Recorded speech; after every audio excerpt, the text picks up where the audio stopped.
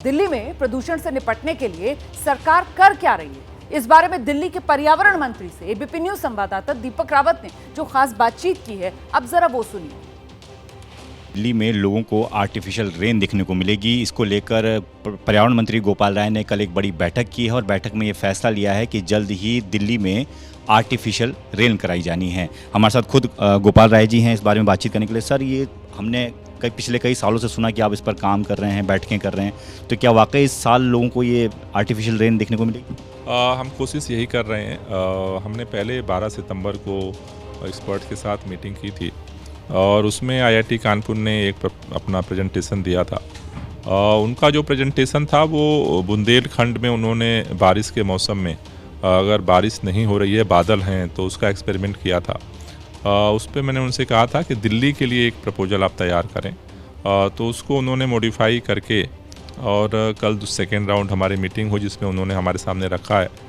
हमने उनसे कहा है कि एक डिटेल प्रपोजल जो है आप तैयार करें, क्योंकि उनको बारिश कराने के लिए मिनिमम 40% जो है क्लाउड चाहिए। तो वो ऐसा अनुमान वो बता रहे थे कि 20-21 के आसपास हो सकता है। उसको देखते हुए हमने उनसे कहा है प्रपोजल सबमिट करें, और अगर उनका प्रपोजल आज आ जाता है तो हम फिर सुप्रीम कोर्ट के सामने भी इसको रखेंगे, क्योंकि उसमें बहुत सारे क्लियरेंस चाहिए।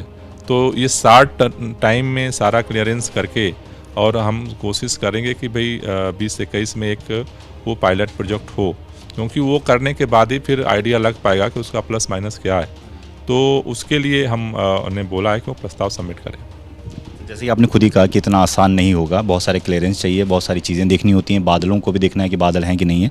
लेकिन लोगों के मन में थोड़ी उत्सुकता इस बात को लेकर है कि आर्टिफिशियल रेन होती क्या है, कैसे होती है। आप लगातार एक्सपर्ट से बात कर रहे हैं, थोड़ा सा अगर आप समझा पाएँ कि किस तरीके से जो है ये रेन कराई जाएगी और कैसे संभव हो पाए। देखिए, जो उन्होंने जो हमारे सामने रखा था कि अगर बादल कम से कम अगर 40% हैं, 50% अगर बादल हैं, तो उसमें जो है वो हवाई जहाज़ के माध्यम से वहाँ पे क्लाउड सीडिंग होती है, यानी कुछ केमिकल्स उसमें जो है वहाँ पर सीड किए जाते हैं और फिर उसके रिएक्शन से है, चेन रिएक्शन से फिर वो बारिश जो है वो होती है। तो इसमें बारिश कितने संभावना रहती है कि ज़्यादा बारिश अगर करनी हो तो उसके लिए आपको ज़्यादा बादल की ज़रूरत है, या फिर आप इस पर डिपेंड करता है कि बादलों की क्या स्थिति रहती है उसके बाद ही तय हो पाएगा? निश्चित रूप से बादलों की जो स्थिति है वो भी इसमें एक इम्पॉर्टेंट रोल प्ले करती है। तो वो तो सारा जो साइंटिफिकल एनालिसिस जो है वो साइंटिस्ट पहले एनालाइज करते हैं और फिर उसके अनुसार अपनी स्ट्रेटजी बना करके वो लोग काम करेंगे। लेकिन सर, अक्सर ये हो रहा है दिल्ली सरकार और उपराज्यपाल के बीच में कि आप कुछ योजना का ऐलान करते हैं, वो वहाँ से मंजूरी नहीं मिल पाती है। ये बहुत बड़ी योजना आप लेके आ रहे हैं, आपने कहा पायलट प्रोजेक्ट के तौर पर। आपको लगता है कि क्योंकि एलजी ने हालांकि कल मीटिंग की है, जिनके साथ आपने मीटिंग की है, इसको मंजूरी मिल पाएगी, इतना आसान होगा ये कर पाना? मेरे ख्याल से ये केवल दिल्ली सरकार और एलजी का ही मसला नहीं है, इसमें बहुत सारे क्लियरेंस केंद्र सरकार से चाहिए।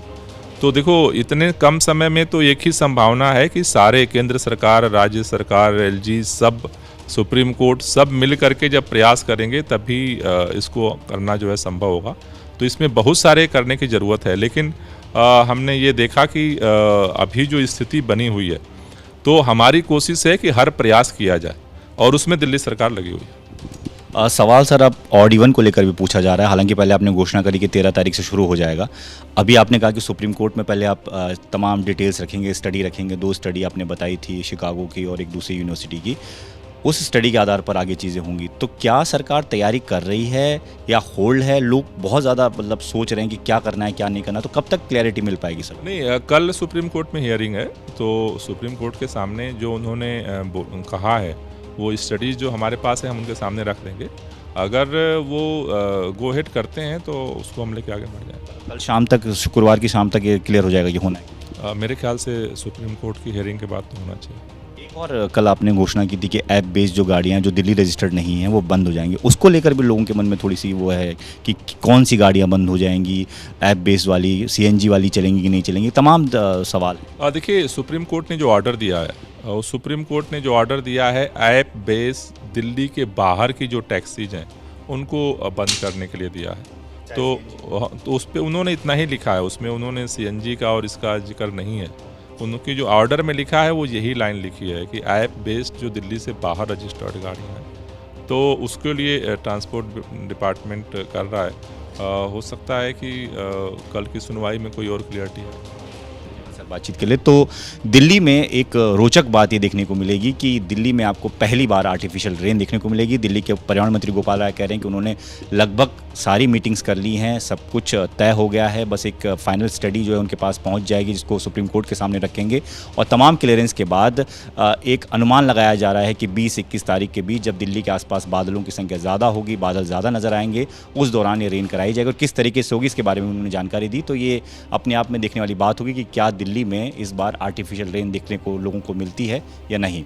कैमरामैन हसन के साथ दीपक सिंह रावत, एबीपी न्यूज़, दिल्ली।